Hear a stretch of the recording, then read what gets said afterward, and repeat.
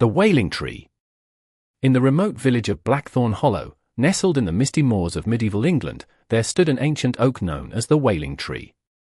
Its gnarled roots clawed at the earth like skeletal fingers, and its branches stretched toward the heavens as if in eternal agony. No villager dared approach it after sundown, for it was said to be cursed.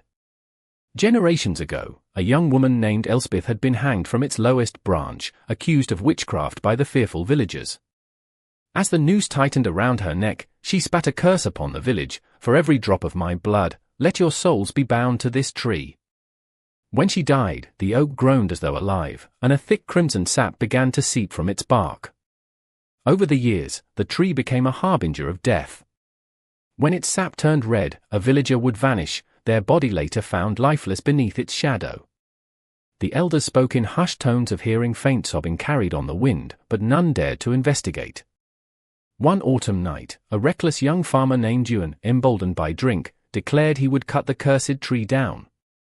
The villagers pleaded with him to reconsider, but he laughed off their warnings, claiming that their fears were nothing more than superstitions.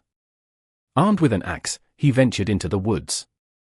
The moon hung low and full, casting long shadows across the moors as Ewan approached the Wailing Tree. He felt the air grow colder with each step, the silence so profound it pressed against his ears. He gripped his axe and swung at the trunk. The moment the blade struck, the tree let out a blood-curdling scream.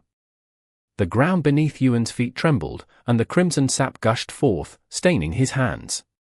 Panicked, he turned to flee, but his feet sank into the soft earth as though the roots themselves were dragging him down.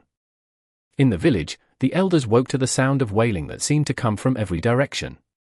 When dawn broke, a group of villagers ventured to the tree. They found Ewan hanging from the same branch where Elspeth had met her fate.